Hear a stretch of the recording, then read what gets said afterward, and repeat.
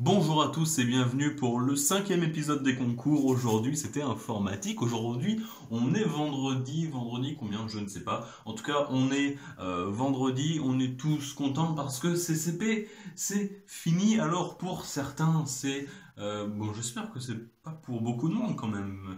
Mais pour certains c'est peut-être la fin des écrits. Peut-être qu'il y en a ils passent ni Minpon ni Centrale. Donc bon, honnêtement, je trouve que c'est les écoles les plus top tier tout en étant abordables, donc ce serait quand même un peu dommage. Mais du coup, ouais, donc pour pas mal de gens, c'est la fin juste de CCP. Certains ont passé le 3A ou les X avant. Pour d'autres, voilà, ça va continuer Minpon Central. Moi, donc j'avais CCP Minpon Central, donc là j'ai fait le premier tiers entre guillemets en termes de temps, vraiment en volume de combien de temps ça prend. Là, donc il y a 5 jours qui sont passés, 4 jours d'épreuve et un jour férié au milieu. Là, il y a le week-end, donc en gros, après, il y a 3 heures, enfin, 3 jours d'épreuve avec Minpon, mais là, ce sera chargé, je crois bien. C'est un truc du style du 9 heures par jour, alors que là, on était maximum 8 heures. Donc ça va être vraiment condensé. Prochain concours, il faudra être vraiment bien reposé pour ce moment-là. Et ensuite, après, ce sera central. Alors, central, je sais plus trop, je crois que ça dure 4 jours, un truc comme ça. Mais du coup, on a pas mal avancé en termes de temps sur la période des écrits. Du coup, voilà, aujourd'hui, informatique. Déjà, en fait, je pensais que c'était 4 heures l'informatique à CCP. Mais que nenni, pas du tout. Alors, je sais qu'à Minpon, c'est 1 heure et demie. Parce que oui, je vous l'ai dit, Minpon, certes, c'est qu'en 3 jours. Mais bon, après, voilà, c'est des épreuves français, c'est 3 heures. Et puis, par exemple, l'informatique ou l'anglais, c'est 1 heure et demie. Enfin, bref, du coup, là, informatique, je pensais que c'était 4 heures. Mais pas du tout, que Nennis, ça durait que 3 heures. Du coup, ce matin, on a fini à 11 heures au lieu de midi. Mais du coup, voilà, en m'attendant un sujet qui prenne 4 heures, je sais pas combien de temps j'aurais fini. Je l'avais dit hier, je serais très content si j'arrivais à tout faire, même 80%. Au final, le sujet, il n'était pas à faire en 4 heures, il était à faire qu'en 3 heures. Et je l'ai fait en 2 heures et demie, donc en entier. Donc au départ, tu vois, je pensais vraiment que j'allais pas le réussir, du coup, enfin pas en entier, je veux dire. Du coup, je commençais à tracer mes grands morts et tout. Vraiment, j'essayais de tout faire le plus vite possible, mais juste forcément. Du coup, voilà, j'encadrais le truc. Même pour vous dire, quand je numérotais les questions, au lieu de mettre genre Q1, Q2, Q3 et entouré, je mettais question numéro 1 souligné en rouge. J'ai fait ça dans la première copie. Il y avait déjà eu l'étiquette avec le QR code. Je me suis dit non, je peux pas demander une autre copie et refaire le truc. Ça me prend que dalle de temps, tu vois, de passer de Q1 à question numéro 1 souligné en rouge. Mais je me dis, non, putain, je perds du temps parce que je l'ai fait sur la première question, donc faut que je continue. Enfin bref, du coup, vraiment, j'étais dans l'optique, faut que j'aille vite. Du coup, je commence à faire les questions, tout vite, vite, vite. Bon, là, j'ai pas de sujet avec moi parce que, comme je vous l'ai dit, je suis sorti en avance. Et pour éviter tout ce qui est fuite, triche et tout, on n'a pas le droit de sortir avec le sujet et les brouillons avant le, entre guillemets, temps réglementaire. Du coup, je les récupérerai sans doute lundi, c'est sans doute aussi les mêmes surveillantes à Minpon. Donc, c'est là où je vais devoir récupérer mon sujet et mon brouillon. Du coup, l'informatique, sur quoi ça se basait concrètement? Alors là, c'était un mélange. Alors, ils mettaient un support d'intelligence artificielle, mais ça n'avait d'intelligence artificielle que le nom, je ne cache pas. On n'utilisait pas du tout on n'exploitait pas du tout le machine learning, etc. Ouais, c'était un algorithme, ni plus ni moins. Même, bon, il y avait un petit peu de réflexion, mais c'était pas énorme. En gros, c'était sur un fond de médical. En gros, on dit voilà, ok, les gens ils ont des problèmes, machin. Il y en a, ils sont sains, leur dos, leur colonne vertébrale est saine. Il y en a d'autres, ils ont une hernie discale et l'autre une, je sais pas ce que c'était le mot, on va l'appeler Bernard.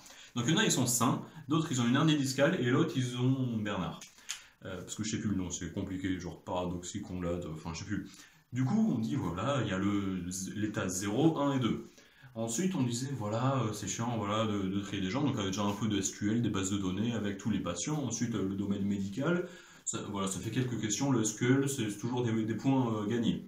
Ensuite, on passe à un niveau, on dit ok, on faut trier tout ça. Mais en fait, ce qui est chiant, c'est que si tu tries exactement les dossiers, s'il y a beaucoup de dossiers, beaucoup d'informations, ça peut être très long. Et du coup, ils ont voulu faire avec une IA, ce qu'ils appellent. En gros, ils ont fait, voilà, ils ont pris pas mal de caractéristiques de chaque personne, par exemple l'angle de rotation du bassin, de la colonne vertébrale, enfin plein de caractéristiques au niveau de la colonne vertébrale, pas des anomalies, mais tu vois, genre en mode sa colonne vertébrale, l'angle il est comme ça, là c'est long comme ça, il y a un allongement, et du coup pour chaque personne ils mettaient ça, et en même temps ils gardaient en idée leur état, donc si c'était sain, hernie discale ou Bernard. Et du coup après ils disaient ok, on va essayer de voir s'il y a des corrélations. Du coup on dit ok, bah, on fait des histogrammes, tout ça, voilà, les gens qui ont par exemple voilà l'angle du bassin, bah, on va mettre les gens c'est beaucoup ou plus ou moins, et du coup en gros tu arrivais à faire des graphes, et tu mettais par exemple l'angle du bassin en fonction de l'allongement je sais pas, la cervicale C6, je sais pas, j'ai un truc au hasard. Mais du coup, t'arrivais à voir qu'il y avait déjà quand même, ils avaient les mêmes caractéristiques un peu partout. Ensuite, là où ça se corsait un peu, c'est que on disait ok, bah là, supposons, on a N clients, enfin pas des clients, vu que c'est des malades, des patients. On a N patients qui sont triés. On sait qu'ils sont, voilà, lui, c'est cet état avec ça, ça, ça. Euh, donc on connaît son état, on connaît ses caractéristiques entre guillemets. On dit voilà, il y a une autre personne qui arrive. On connaît ses caractéristiques, donc on connaît l'angle, l'élongation, etc. On connaît tout sur sa colonne vertébrale, mais elle est quoi? Elle est saine, elle a une hernie discale, elle est Bernard, on ne sait pas trop. Et du coup, on se dit ok. Alors on va prendre tout, on va dire que c'est des vecteurs en gros pour chaque personne. Pour chaque personne, il y a les caractéristiques, donc angle, élongation, tout ça. On dit ok, voilà, c'est des données, on va faire en sorte que, voilà, au lieu que ça soit par exemple l'angle de 0,90, on va mettre entre 0 et 1, pour que les valeurs soient plus petites, pour que par exemple, voilà, si on veut comparer, je sais pas, des tailles bah, entre, je sais pas, 5 cm, 20 cm, et puis 10 degrés, 40 degrés, pour pas qu'il y ait trop d'écart, on met toutes les valeurs entre 0 et 1 pour que ça soit plus, entre guillemets, voilà, quand tu veux comparer des valeurs, pour qu'on puisse, entre guillemets, comparer ce qui est comparable. Ensuite, on dit, ok, la personne, elle arrive, on prend ces données, donc ces caractéristiques, et on dit, voilà, on fait une distance euclidienne. Donc, c'est-à-dire, tu vois ce que c'est la distance, en gros, c'est, comment dire, à deux coordonnées, par exemple, entre le point A et le point B, de coordonnées respectives xa, ya, xb, yb, la distance euclidienne, c'est la racine carrée de xa moins xb au carré plus ya moins yb au carré. En gros, c'est la racine des carrés des différences de chacune des coordonnées. Mais ça, on va faire, donc là, c'était en deux dimensions, mais là, en fait, les dimensions, à chaque fois, c'était chacune des caractéristiques. Donc, l'axe des x, ça aurait été l'élongation, l'autre un angle, et puis il pourrait y avoir, au total, on avait 6 axes, donc entre guillemets 6 coordonnées, mais donc voilà, c'était juste le principe, pas besoin de géométrie, le principe de distance euclidienne. Et on dit ok, donc voilà les patients et tout, et en fait, avec les coordonnées, comme ça, c'est une sorte de coordonnées, voilà, géométriques, si tu veux, et géographique, si tu veux te représenter comme ça. Et du coup, on dit ok, donc voilà comment il est différent des gens, voilà, par exemple, c'est presque tout pareil, sauf son angle qui est un peu plus changé, je sais pas, genre l'angle du bassin qui est un peu plus différent, bah du coup il est un peu plus loin, il y a une distance entre cette personne-là. Et par rapport à une autre personne qui est totalement différente en caractéristiques, la distance est encore plus loin. Et du coup, tu vois que la notion de distance qui fait rapport voilà, géométrique, bah, c'est la même intention de dire bah, tes symptômes ils sont similaires à ces personnes-là. Et du coup, ensuite, on dit ok, donc voilà les gens avec leur distance. Donc en gros, c'est comme si tu avais ton point là et bah, y a des gens ils sont distants de ça, ça, ça, mais toujours avec les caractéristiques. On dit on va prendre les cas premiers. Donc par exemple, voilà, tu as 100 patients, tu tries par distance, tu prends les 8 premiers. Et les 8 premiers dedans, tu dis ok, je vais faire une moyenne. Les gens, par exemple, voilà, en gros, le but, ça va être de faire des probabilités, des moyennes, des écarts types, des trucs conditionnels ultra tordus pour dire, alors en gros, tes symptômes, c'est un peu comme les gens qui ont une hernie discale, ou c'est un peu comme les gens qui ont Bernard, rappelons-le.